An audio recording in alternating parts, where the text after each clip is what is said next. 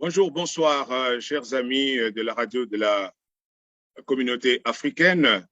Nous revoici encore dans un nouveau numéro de la réflexion Kamit, une émission magazine d'information et de réflexion des Africains par les Africains pour les Africains. Et aujourd'hui, nous voulons parler d'un thème très intéressant sur la reconstitution de biens culturels en Afrique, les cas du Bénin et du Congo, parce que au Bénin, il y a eu déjà retour de certains éléments culturels à partir de la France qui ont été reçus sur la terre de nos ancêtres.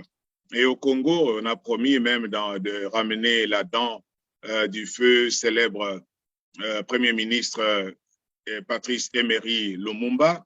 Et dans ce cadre, il y a eu un colloque international scientifique sur le même thème à Kinshasa, qui a regroupé beaucoup de sommités de la culture et des grands professeurs qui ont défilé pour essayer de donner leur réflexion sur le thème. Alors, nous allons recevoir trois personnalités aujourd'hui. Le professeur Bilolo Mubabinge, qui est philosophe, théologien, linguiste, politologue, égyptologue, historien et beaucoup d'autres choses, et qui est le directeur de l'INADEP Europe, donc l'Institut de recherche panafricain en Europe et auteur de plusieurs livres, qui n'est pas encore là, malheureusement. Nous avons aussi le professeur Mwamba Kamonga, qui est professeur à l'USB, donc Université Shalom de Bunia. Il est théologien, puis philosophe, il donne aussi, il est dans la politique et surtout spécialiste des problèmes de paix et d'éducation de la paix dans la région des Grands Lacs. Et pour la première fois, nous avons le privilège et l'honneur de recevoir le professeur Nicodème Alagbada, oui, Ibilade, qui est originaire du Bénin, mais il nous parle à partir de Yaoundé, au Cameroun, où il est le directeur des éditions Clés, une maison panafricaine d'édition ayant comme siège à Yaoundé. Professeur Alagbada, vous êtes PhD en sciences publiques, exégèse et théologie du Nouveau Testament, et vous êtes professeur à la FTPSE et puis à la UFAC. Dans UPAC. Alors, professeur Nicodème Alagbade, bonjour. Bonjour, cher frère. Oui, merci beaucoup. Nous vous recevons aujourd'hui pour la première fois. C'est un honneur. Nous sommes en train de parler de ce thème-là, de la reconstitution de biens culturels de l'Afrique. Il y a eu un colloque au Congo dernièrement. Au lieu de parler de la restitution, on parle de la reconstitution donc du patrimoine culturel. Alors que depuis 1978, on parle de la restitution, donc déjà au niveau de l'UNESCO, par la bouche de son ancien directeur, M. Mbo. Alors, est-ce que vous trouvez une certaine corrélation entre cette restitution et cette reconstitution? Professeur. Merci beaucoup, cher professeur. Je crois que c'est exact. Nous partons de la restitution à la reconstitution. La restitution, cela signifie que ce qui a été pris est restitué. Mais du moment où c'est restitué, il faut maintenant que nous puissions reconstituer, et autrement dit, savoir maintenant où placer tout ce qui a été restitué. Donc, voilà pourquoi il y a cette corrélation, parce que rien ne sert de restituer, d'avoir ce que les gens nous ont pris, soit de force ou de gré, ou de bon gré, et les laisser sans les exploiter. Donc, il y a ce processus de reconstitution. Et là, au niveau du Bénin, effectivement, il y a des musées qui sont déjà construits pour savoir où placer et comment conserver tous ces patrimoines culturels, royaux ou culturels qui nous ont été restitués. Donc, cette reconstitution va reconstituer aussi la mémoire historique, culturelle, artistique du Bénin, donc de l'Afrique, c'est ça? Certainement, parce que tout ce qui a été, tous les objets d'art ou royaux qui ont été pris ont une signification, soit la signification de la bravoure, soit la signification de l'adoration, de la souveraineté. Donc, tout cela permettra maintenant de reconstituer l'histoire de nos royautés, l'histoire de notre spiritualité et l'histoire de nos arts culturels et culturels. OK. Alors, quels étaient les sentiments que vous avez eus lorsque vous avez vu ces éléments culturels de l'Afrique revenir à l'Afrique officiellement, rendus donc aux propriétaires, bien qu'il y a des gens qui disent que les spécialistes disent que la statue ou le bâton ou quoi qui a été retourné au Bénin n'est pas authentique, c'est peut-être une copie, mais on a gardé le vrai objet. Bon, effectivement, j'ai eu la joie de suivre en direct depuis Paris jusqu'au Bénin l'événement. Et c'était vraiment une grande émotion, pour ne pas dire impression de fierté et de dignité. Et j'ai suivi même une parole prophétique que son Excellence le président Patrice Talon a dit au président Macron qu'après la restitution de ce patrimoine, il verra ce qui va se passer en France. Oh, il verra ce qui va se passer en France. Parce que qu'il soit une copie, parce que effectivement, comme vous le dites, certains le croient ainsi, que c'est une copie conforme et non des objets authentiques.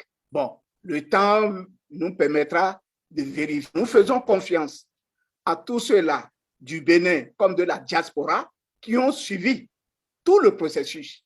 Et nous croyons que ce qui nous a été restitué n'est pas une copie. OK, on doit vraiment vérifier parce que si on ne nous envoie pas l'original, on le garde pour continuer à faire de l'argent aux frais de l'Afrique. Ce ne serait pas sérieux. Alors, dans le colloque qui a eu lieu à Kinshasa, le colloque international scientifique sur le même thème, il y a un professeur, un grand professeur qui s'appelle Mbuya Mbalupichi, qui a dit que à la demande du NEPAD, identité et développement feront désormais un bon couple. Alors, l'Afrique que nous voulons, prônée par la vision de l'Union africaine pour l'année 2063, est-ce un mirage? En d'autres termes, l'Afrique a-t-elle les ressources nécessaires et le pouvoir de se vouloir? Une très belle question. Identité et développement. Je me souviens, un peuple qui n'est pas lui-même, il risque de ne pas se développer comme il le veut. Du moment où je ne retrouve pas mon identité culturelle, mon identité culturelle, il serait difficile d'avoir une souveraineté pour faire ce que je veux. Donc, identité et développement, ça rime. Et nous devons vraiment, aujourd'hui, je crois que nous devons saluer le Congo, qui à un moment donné avait lancé cette question d'identité africaine. Bon, maintenant, par rapport à l'agenda 2063, je veux croire que nos chefs d'État ne se sont pas trompés. La question que je me pose, pourquoi jusqu'à 2063? Est-ce à cause des moyens ou bien quoi pour que nous puissions projeter enfin le développement en 2063? Au point où je me dis, nous qui avons entendu cela et ceux qui ont émis même cette idée, je me demande s'ils seront encore vivants pour constater et voir. Mais je me dis, c'est quand même déjà un bon projet, c'est une bonne vision. Quitte maintenant à la diaspora africaine et surtout à la jeunesse africaine de saisir cette opportunité, donc de pouvoir affirmer notre identité, tant sur le plan religieux, tant sur le plan culturel, tant sur le plan intellectuel, pour pouvoir faire avancer ou sinon pour pouvoir donner une possibilité à ce développement pour lequel nous rêvons chaque jour. Oui, peut-être ils veulent que le développement auquel ils pensent en 2063, c'est un développement infrastructurel, économique, alors que les développements doivent commencer par, c'est le développement de ce qui existe, de celui qui est là. Si on n'existe pas, on ne peut pas se développer, donc on ne peut pas se transformer. Alors, l'existence, là, c'est cette identité donc de l'Africain. Mais est-ce que les Africains sont arrivés au niveau de se définir eux-mêmes, donc de se vouloir ou de se faire une utopie de quelle Afrique ils veulent avoir? C'est un peu la difficulté. Oui, dans les années 90, on avait cru. Quand bien même le président français d'alors disait que les Africains ne sont pas encore prêts ou bien ne sont pas mûrs pour la démocratie, mais on avait osé. En tout cas, pour le cas du Bénin, nous avons osé. Et effectivement, au fur et à mesure, ça allait. Mais ce que moi j'ai compris personnellement, nul n'est une île. On est pays avec les autres. Donc, un seul pays, quelle que soit sa volonté identitaire, ne peut pas se développer seul les autres. Voilà ce qui se passe aujourd'hui. Et voilà pourquoi même je me dis, il faudrait que les cadres, les intellectuels africains, ceux-là qui avaient lutté pour l'indépendance africaine, il faudrait que leurs esprits reviennent pour nous animer, afin que nous puissions dire maintenant, au moment où l'Europe a des problèmes, c'est une belle occasion pour l'Afrique de se réveiller. Et moi, je crois que ce réveil est encore possible. Donc, poser la question telle que vous le faites, c'est normal, mais moi, je crois beaucoup plus aussi à notre diaspora. Oui, la diaspora, elle est non seulement plurielle, mais aussi divisée, acquise à certaines tendances, certains intérêts. C'est ça la difficulté des Africains. C'est là le problème. C'est là le problème. Comme j'avais dit, dès que le ventre entre dans la gestion du pouvoir, le problème, on n'arrive pas à aller ensemble. Et c'est ça aussi notre véritable problème. Comment résoudre le problème du ventre et résoudre maintenant le problème identitaire. Vraiment, très bien dit. Comment résoudre le problème du ventre et résoudre le problème identitaire, parce que quand le ventre commence à l'emporter sur la raison. Alors, le fait même d'exproprier l'Afrique de ses biens culturels, donc ça ressemble quelque peu, comme vous l'avez mentionné, à un viol, à un vol, à une confiscation, à un détournement. Est-ce que c'est une subtilisation aussi de l'âme africaine ou de la force vitale africaine ou du pouvoir mystique africain? Est-ce que vous trouvez dans cela une dimension mystique, dans cet acte-là que les colonisateurs ont fait à l'Afrique? Effectivement, il y a plusieurs interprétations, il y a plusieurs lectures. Ceux qui sont du domaine religieux attribueront à ces objets certaines forces mystiques et autres. Mais ceux qui sont du domaine de la raison verront simplement rien que des objets d'art. C'est ça. Hein? Pour eux, ce ne serait que seulement des objets d'art. Or, au Bénin, pour ne pas dire, il y avait un professeur de sociologie qui disait que tout est religieux en Afrique. Tout est religieux. voir, c'est religieux. Saluer, c'est religieux. Donc, on ne peut pas dire ou ignorer que ces objets d'art gardent ou bien ont une essence mystique.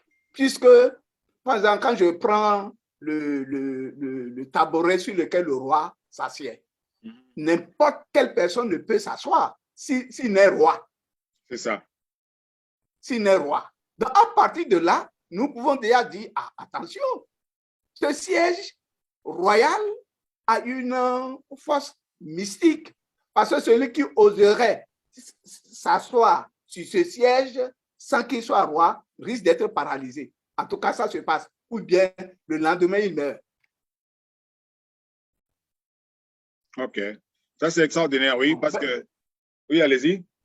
Allez-y. Oui, mais du moment où, puisque c'est là aussi le raisonnement cartésien, du moment où ils ont été emportés et c'est devenu des objets d'art, des objets touristiques, est-ce qu'ils ont encore ce même pouvoir mystique comme avant? Alors, les gens nous prêtent cette intention que le fait que ces objets sont revenus au Bénin et nous ne les avons pas exposés immédiatement, c'est tellement qu'on cherche à les charger davantage pour que ces objets puissent jouer leur fonction d'antan. Ça peut être vrai, ouais. Ça peut être faux. Mais tout ce qu'on nous a dit... Parce qu'on les aurait probablement profanés si c'était des objets sacrés. Donc il faut maintenant un processus de sacralisation de tous ces objets pour leur redonner cette force mystique dont vous parlez. Ça c'est extraordinaire parce que ce n'est pas pour rien qu'ils ont dit que c'était des objets sataniques, diaboliques, mais au lieu de les brûler, ils les ont mis dans les musées. Ils ont fait beaucoup d'argent. Alors, je ne vois pas comment on va mettre ce qui est satanique dans les musées. C'était ça la ruse. Et alors, ça m'amène à poser une autre question. Vous êtes professeur de théologie, vous êtes bibliste, théologien. Alors, est-ce que vous trouvez que dans ce rapatriement qui a eu lieu au Bénin, par exemple, qui pourra avoir lieu au Congo et ailleurs, presque dans toute l'Afrique, des objets qui ont été volés, des objets culturels et cultuels qui sont peut-être sacrés, chargés de force ou de puissance, de vitalité, comme on a dit, pourraient être comparables à une sorte de ce que je peux appeler répaganisation de l'Afrique, ou en d'autres termes, un retour de tous les démons africains qui étaient partis en Europe, ils reviennent sur leur terre. Je m'inscris en faux. OK. Et une fois, j'ai eu l'occasion de le dire à Paris, que nous, les Africains, ne sommes pas des païens. Et ça. Je refuse même d'être appelé anémiste. Voilà. Parce que le fait que j'ai de révérence devant tel objet, cela ne signifie pas que j'y mets une âme. Et je crois que c'est cette lecture que nous, en tant que chrétiens, en tant que théologiens, nous devons amener les gens à faire. Je prends un exemple biblique. Là où Dieu s'est révélé à Jacob, qu'est-ce qu'il a pris? Il a pris une pierre. Et il a mis de l'huile pour consacrer cette partie et l'a appelée Bethel, la maison de Dieu. Est-ce à dire que Jacob, en ce temps, a rendu cette pierre divine? Non. Non. Seulement ce lieu est devenu un lieu sacré. Est-ce que vous voyez? Donc, c'est un bel exemple. Ces objets nous reviennent et qu'on leur redonne toute la révérence spirituelle, morale. Cela ne veut pas dire que nous tombons dans la paganisation, s'il faut le dire, de l'Afrique. Non. J'ai eu même à dire quelque part aussi que les Africains sont des monothéistes. Les premiers. Les premiers sont des monothéistes. Mais quand le blanc, et c'est normal, parce que tu vas dans un pays dont tu ne maîtrises pas la culture, la pensée, la vision du monde, tout ce que tu vas regarder, contrairement à ce dont tu en avais l'habitude, sera qualifié de diable ou de paganiste. Mais donc, n'est-ce pas aussi une réduction ontologique de l'Africain et aussi un orgueil spirituel de l'Européen lorsqu'on pense que l'Africain est celui qui doit recevoir donc la spiritualité de l'autre, comme si lui n'en avait pas, alors qu'il est prouvé par la science que l'Africain est le premier homme sur la terre et c'est lui qui a réagi à la nature et à la divinité, qui a eu même un concept de Dieu. C'est l'Africain. Alors, lorsqu'on vient lui bombarder une autre spiritualité, c'est pour dire que sa spiritualité n'en est pas une.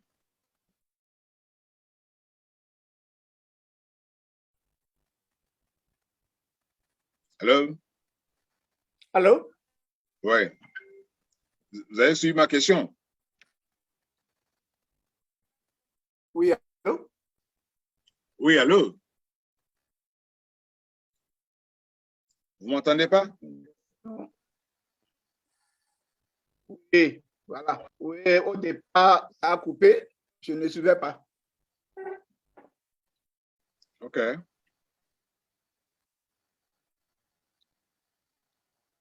Vous n'avez pas suivi la question?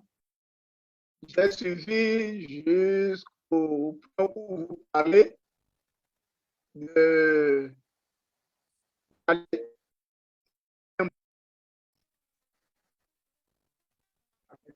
jusqu'au point où vous parlez de spiritualité. Il y a problème.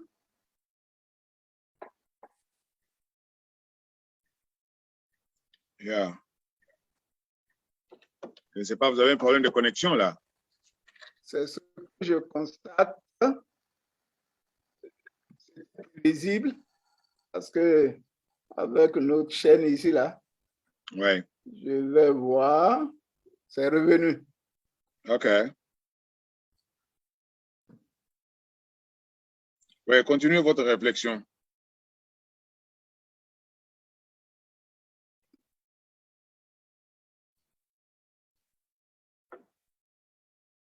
Vous pouvez continuer votre réflexion, professeur? Voilà, donc je disais que effectivement, nous avons été victimes de notre hospitalité. OK. Parce que, quoi que l'on dise, l'Afrique est hospitalière. L'Afrique accueille l'étranger. Et l'étranger qui vient, en nous observant, nos manières de faire, d'adorer, n'étant pas conformes à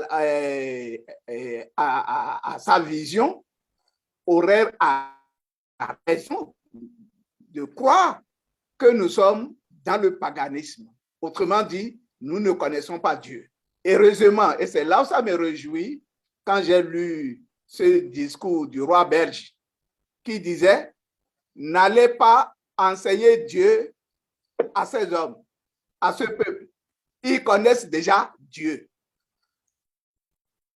Donc, on ne peut pas, ce que nous devrons savoir, c'est aujourd'hui que nous-mêmes devrons savoir que non, l'autre étant venu vers nous, nous a parlé de ce dont il croit. Là où il n'y a pas eu de dialogue, d'échange, c'est à notre tour de parler de ce dont nous croyons. Ce dialogue n'a pas eu lieu. Et c'est maintenant, moi je dis, avec cette identité culturelle qu'on réclamait depuis que l'Église catholique a parlé de la théologie d'incarnation, théologie d'adaptation, et aujourd'hui nous parlons de théologie contextualisée. Je crois que le temps est venu pour que nous entrons dans une sorte de dialogue, pour que les gens puissent comprendre que le Dieu qui s'est révélé à Israël et à d'autres peuples, c'est l'unique et vrai Dieu qui s'est révélé aussi aux Africains et qu'on adorait d'une autre manière. Il s'est révélé même avant. Et c'est là où, dans mes recherches, je suis arrivé à ce que j'appelle, voilà, je suis arrivé à ce que j'appelle aujourd'hui la théologie du dépassement. Parce que quand nous voyons même le peuple d'Israël, c'est à un moment donné, au prix du pacte amphithéonique, que le peuple d'Israël s'est mis ensemble pour avoir maintenant un credo, un seul peuple, un seul Dieu, une seule terre autour d'un seul sanctuaire. Et c'est ça ce qu'il nous faut maintenant en Afrique. L'Afrique, avec nos chefs de gouvernement, nos chefs d'État, nous devons nous amener à ce pacte amphithéonique. Une seule Afrique, un seul peuple, un seul Dieu qui se révèle et qui se manifeste en tout et partout. Voilà la théologie, cette théologie que j'appelle de dépassement aujourd'hui. Oui, c'est comme ce que professeur Ama Mazama a dit dernièrement à Kinshasa dans le colloque international. Et il a même dit qu'ils sont en train d'élaborer avec Molefe Asante et les autres une religion panafricaine. Et ils vont construire l'année prochaine un temple kamite en Côte d'Ivoire. En Côte d'Ivoire. Alors, ça m'amène à poser la question parce que vous êtes professeur de théologie aussi. Comment voyez-vous la missiologie africaine? On parle d'une missiologie africaine. Moi, je pense, comme je l'ai dit dans le groupe des théologiens africains, qu'il y a des préalables à cette missiologie-là. Je vois les Africains se réjouir, dire que maintenant c'est l'Afrique qui évangélise partout au monde plus que l'Europe et tout ça, ils se réjouissent. Moi, je dis, mais quand vous évangélisez, quel est votre message?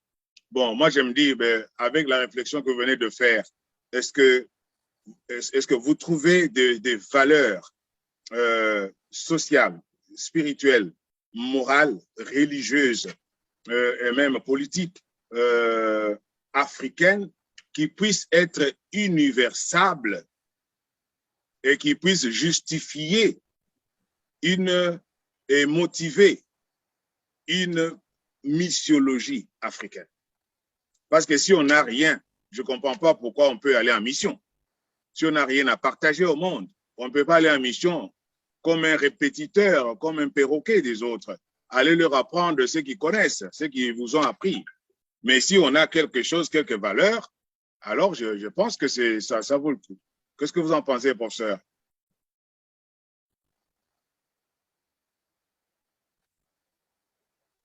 Non, je suis dans la même pensée que vous. Au moment où on parlait de la mondialisation, un professeur disait, nous ne pouvons pas aller à la mondialisation si nous n'avons rien à partager et à donner aux autres. Donc, nous risquons d'aller à la mondialisation comme des gens qui sont là juste pour consommer et recevoir des autres.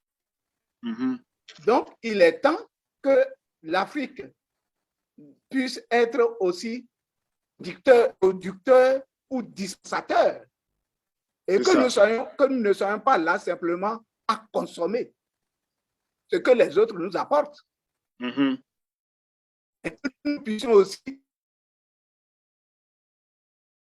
les amener à consommer ce que nous avons aussi. C'est ça.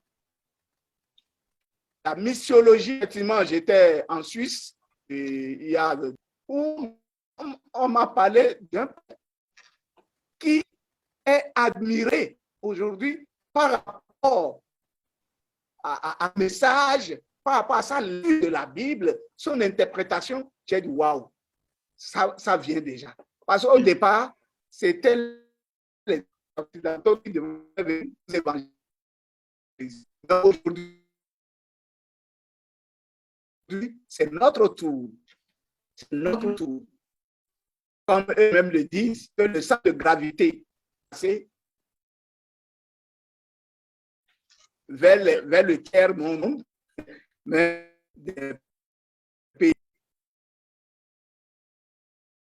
Notre tour, comme eux-mêmes le disent, c'est maintenant ne parle du monde ou autre, mais le moment nous de paix. Mhm.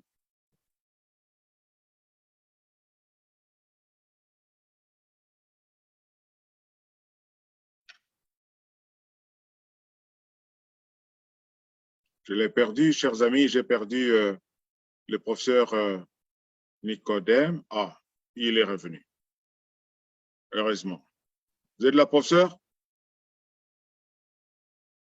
Vous êtes là, professeur?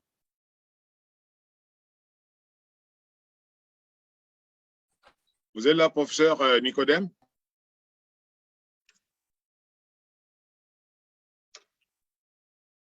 Nous avons un petit problème technique là-bas. Alors, j'étais en train de développer avec le professeur Nicodème Alagbada du Bénin sur la possibilité d'une mythologie africaine. Oui, professeur.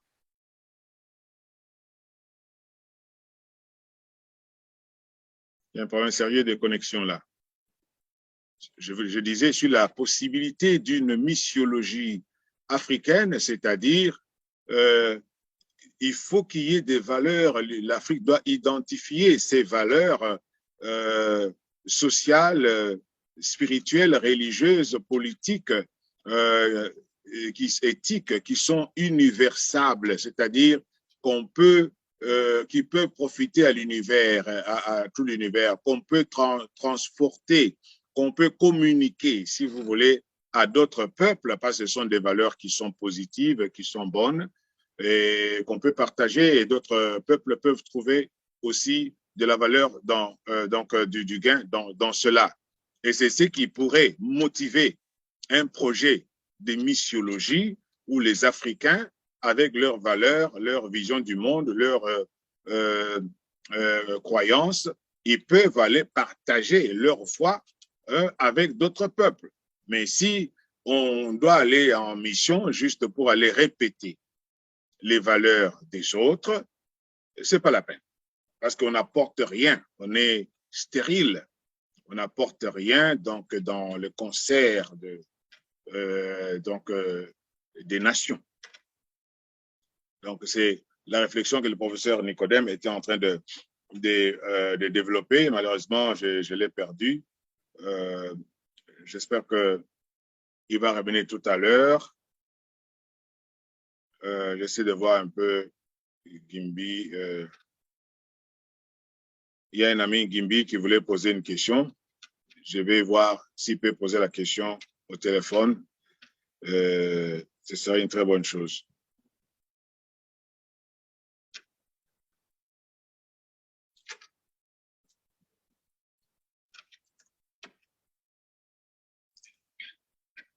Oui, Gimbi, tu peux poser ta question. Je vais un peu te mettre là. Vas-y.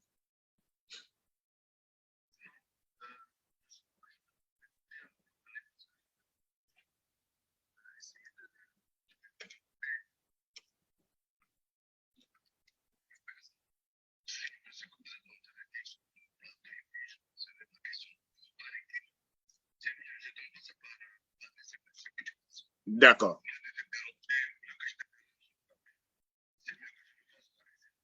Oui, parce que mon correspondant, je l'ai perdu là. Il a un problème de connexion. Oui, je l'ai perdu, je suis resté seul. Alors, je ne sais pas comment.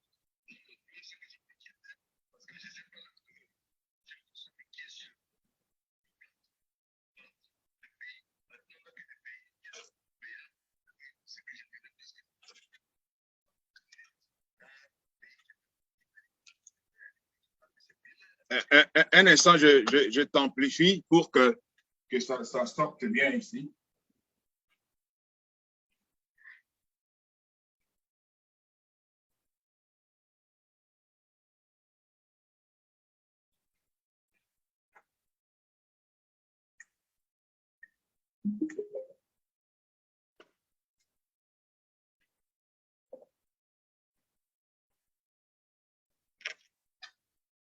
Nos excuses, chers amis, je devais chercher à amplifier un petit problème technique. Alors, vas-y, Gibi, j'écoute. Oui, pour moi, est-ce qu'il est possible que les pays africains traitent le problème de ces biens culturels de façon, je dirais, privée? Chaque pays y va et puis discute avec la France.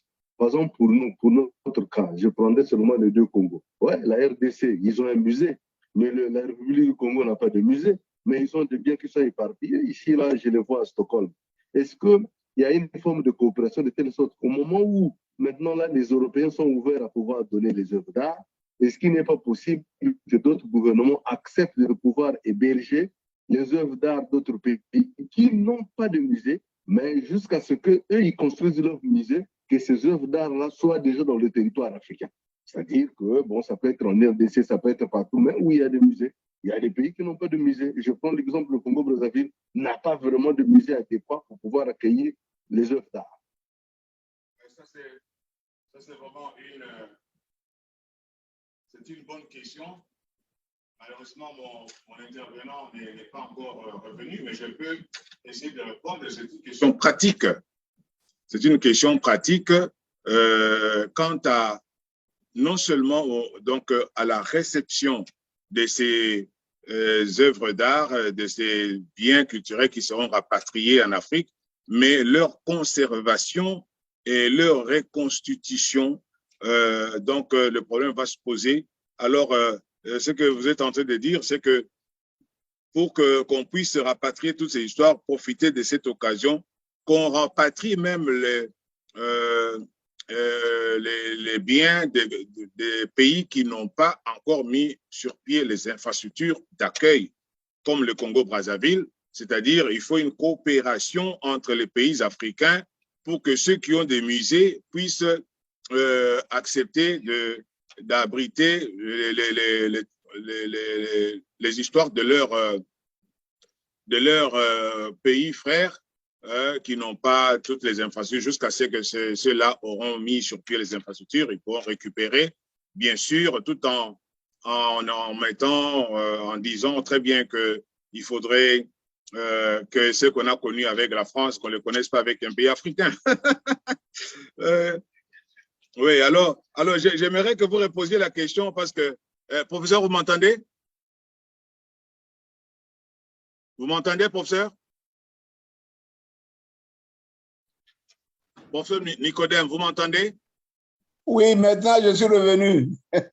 Alors, il y a un ami correspondant qui est en ligne qui a posé une question très intéressante. J'aimerais que vous puissiez le suivre. Vous pouvez le voir sur mon plateau là parce qu'il y a un peu de problème. Ok, there you go. Allez-y. Non, mais il n'y a pas de problème. Alors, professeur, bonsoir. J'ai une préoccupation tout à fait simple, une préoccupation tout à fait pratique. N'oublions pas, j'ai fait le parallélisme avec quand les Européens ont voulu nous...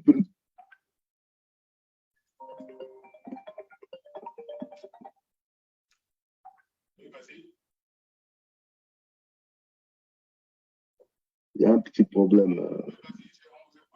Quelqu'un voulait appeler, je l'ai coupé. Ouais. OK. Quand les Européens ont commencé à décoloniser l'Afrique, il y a d'autres pays qui ont dit non, mais nous, ce n'est pas maintenant, nous, on peut attendre après.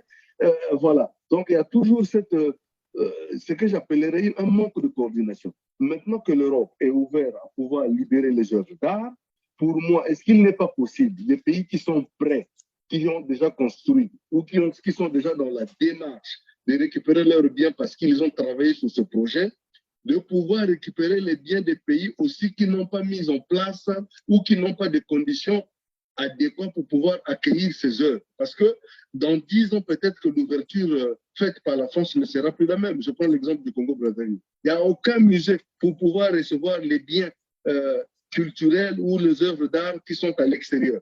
Mais est-ce que pratiquement la RDC ne peut pas, on ne peut pas les récupérer et puis le mettre en RDC et puis au moment venu pouvoir les récupérer bien après. C'est une question pratique au lieu que ça reste dans les musées européens. Exactement. Professeur Nicodème, vous avez suivi? Prof Nicodème, vous avez suivi? Oui, allô? Oui, vous avez suivi la question? Oui. Oui, vous m'entendez? Oui, on vous attend. Oui. Allez-y, vous pouvez répondre maintenant. Voilà, j'ai bien entendu et je partage effectivement ce point de vue. Et c'est ce qui nous reste à l'Afrique. Hein? En Afrique. Gimbi, est-ce que vous l'entendez? Très bien, oui. Oui, allez-y, professeur. Voilà. Je me dis, c'est cette solidarité africaine qu'il nous faut pour pouvoir aller de l'avant.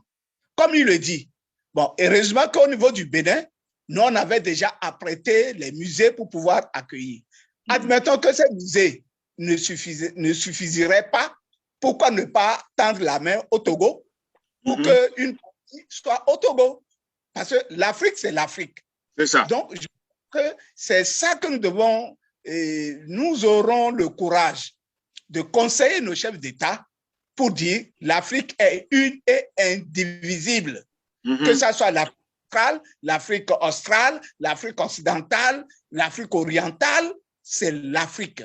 Et que les objets d'art du Bénin se retrouvent à Yaoundé, ou les objets d'art de Yaoundé du peuple baboun se retrouvent à Ouida au Bénin, c'est l'Afrique.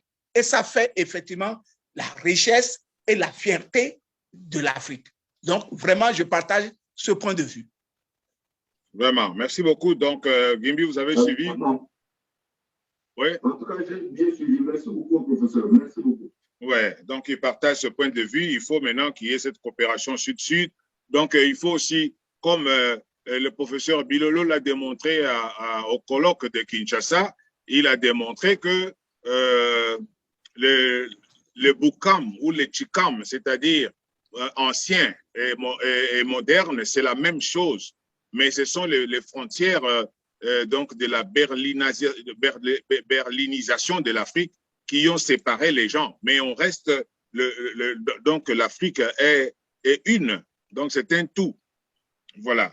Alors, dans cette dynamique-là, on peut conserver nos propres œuvres d'art chez nous en Afrique, quel que soit le pays, on peut le conserver, c'est toujours sur la terre des ancêtres. Ça, c'est vraiment très important. Oui, alors l'autre question que je vais poser, professeur, comme vous êtes professeur d'Ancien Testament, vous êtes spécialiste des sciences bibliques, on est en train de parler dans le colloque de Kinshasa, on a parlé par exemple de livres ou de textes sacrés, africains qui existent. Déjà, par exemple, on a parlé de livres, de textes de pyramides, de livres de morts, on a parlé de textes religieux et tous ces textes-là, parce qu'ils peuvent se constituer aussi en textes sacrés.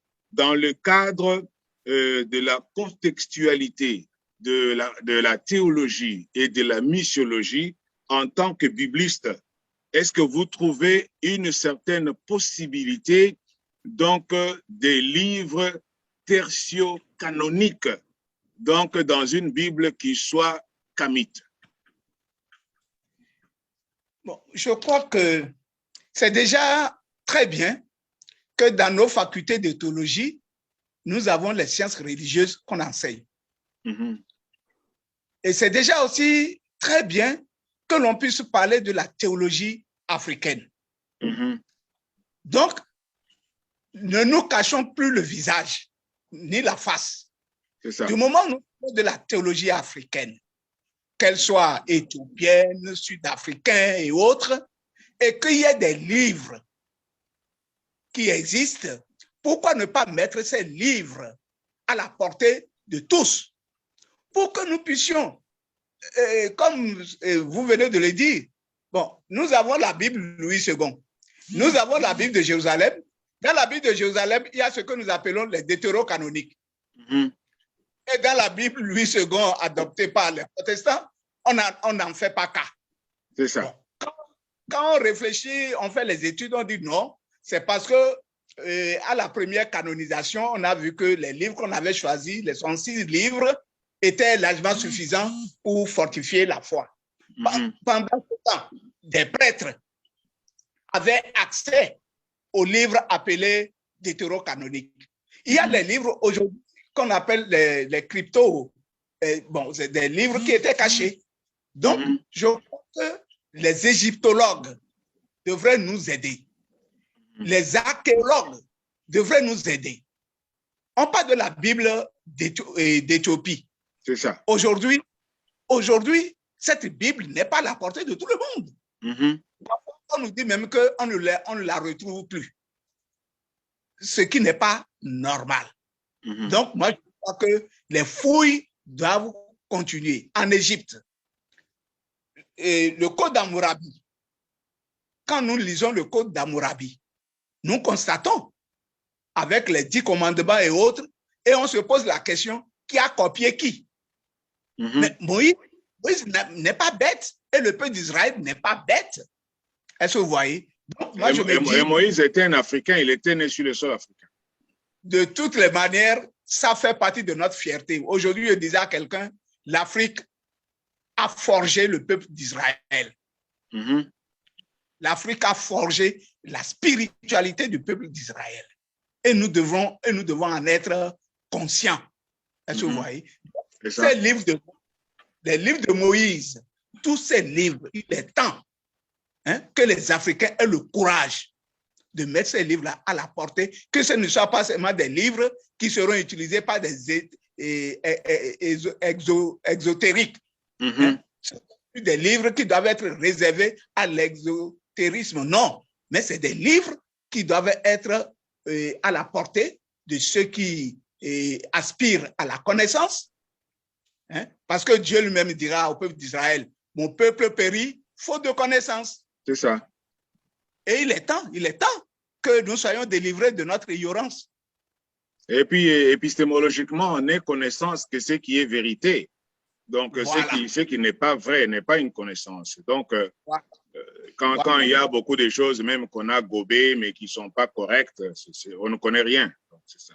Voilà. Merci beaucoup.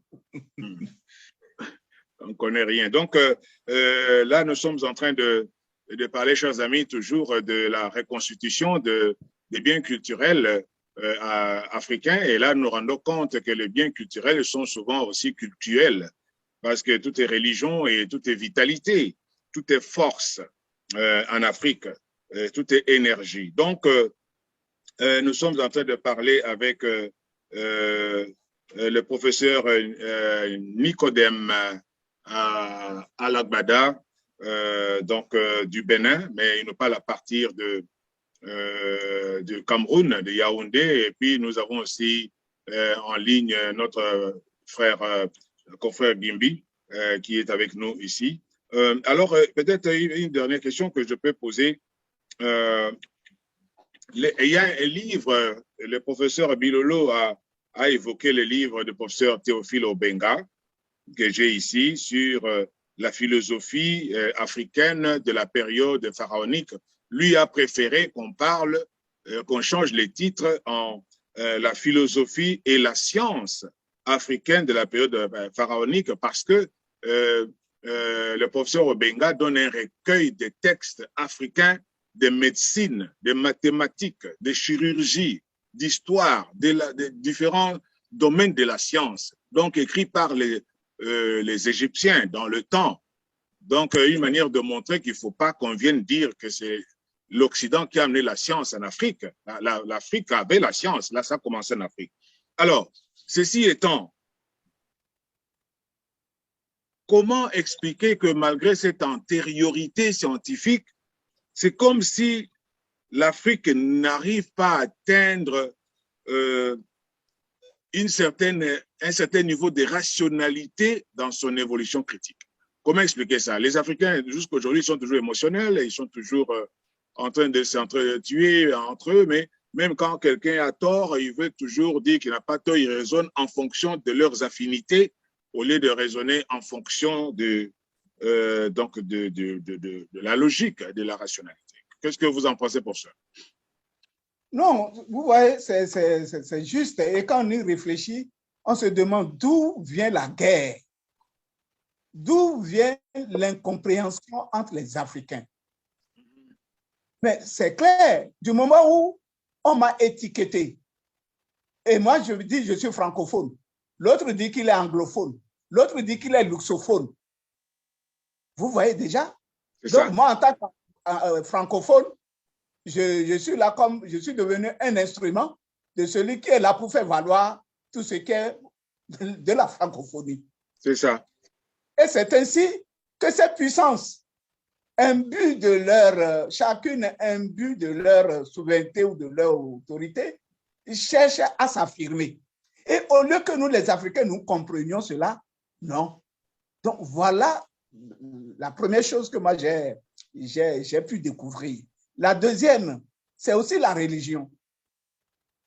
Le jour où on finira par s'entendre pour dire que nous sommes tous chrétiens, je crois que nous irons de l'avant. Mais le jour où moi je dirais je suis protestant, l'autre il est catholique, l'autre il est pentecôtiste, l'autre il est celui-ci, il est celui-là, et que chacun doit tirer le drap vers sa communauté, on ne peut pas aller loin. Parce que moi qui m'identifie au protestantisme européen, je ne peux que œuvrer dans cette perspective. L'autre qui s'identifie dans le catholicisme romain ou dans l'orthodoxie, l'orthodoxie russe ou grec, et que voilà, ne peut qu'aller dans ce sens.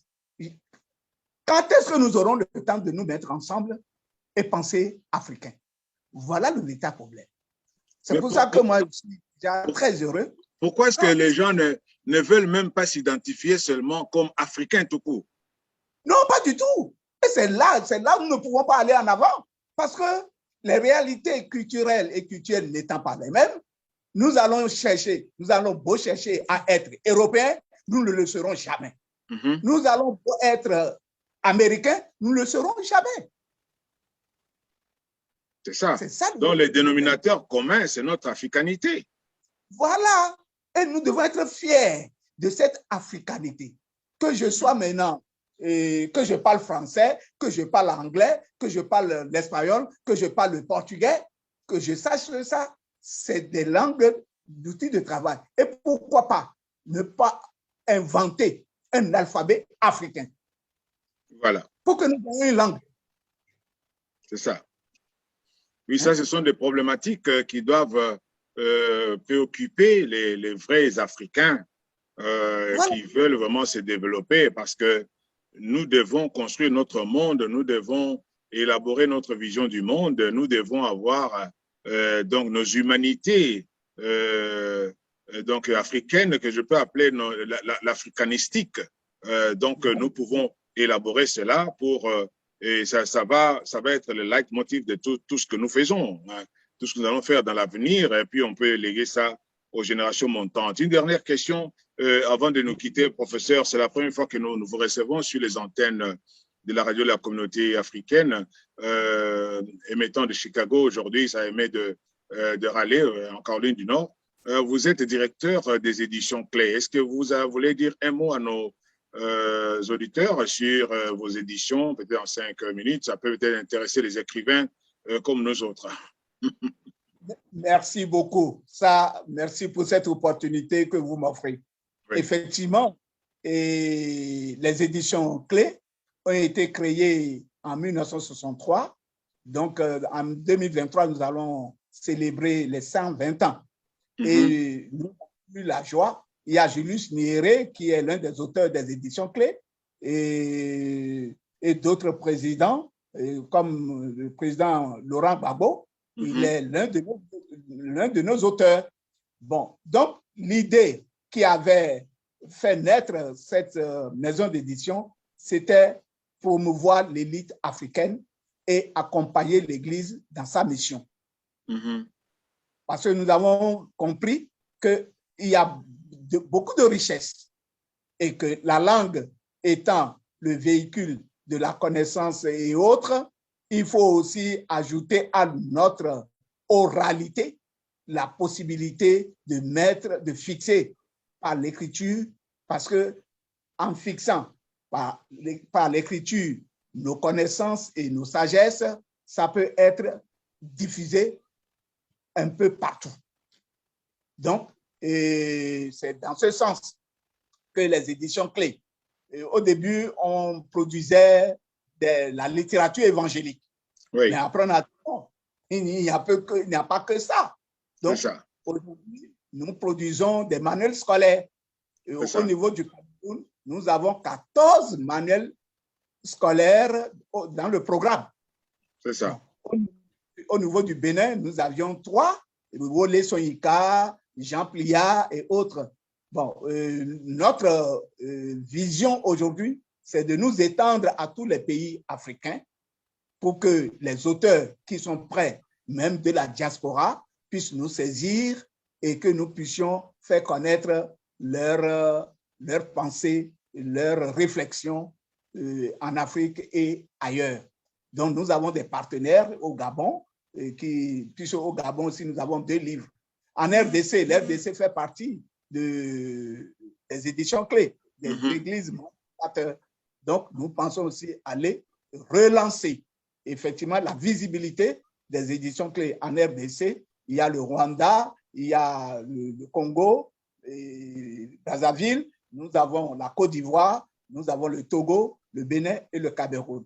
Il y a la conférence des églises de toute l'Afrique qui est membre. Oui. Et au niveau du Cameroun, nous avons la conférence de toutes les églises protestantes. Donc voilà, moi je serais très heureux de produire l'un de vos livres, que ce soit en anglais. Nous produisons des livres en anglais, en français et en allemand. Aussi, nous produisons, même en langue africaine. Au lieu de dire langue traditionnelle, en langue africaine, nous produisons des livres. Voilà. Et dans des livres qui sont là pour promouvoir l'élite africaine et faire connaître notre culture, notre science et ainsi de suite. Vraiment. Merci beaucoup, professeur. C'était un plaisir de vous avoir sur nos antennes. Chers amis auditeurs de la radio de la communauté africaine, là, nous étions en train de recevoir le professeur Nicodème Alagbada Ibilade du Bénin, mais il nous parle à partir de Yaoundé, Cameroun, où il est directeur des éditions clés. Vous avez suivi l'histoire des éditions, donc qui est presque centenaire. Et nous avons parlé sur ce thème qui est en vogue maintenant, la reconstitution des biens culturels africains. Et là, nous avons parlé spécifiquement du cas du Bénin, parce que le Bénin a déjà reçu quelque chose qui a été rapatrié. Restez branchés sur votre radio et nous vous retrouvons au prochain numéro. Bonsoir chez vous. Bonsoir. Merci. Bye bye. Bye bye.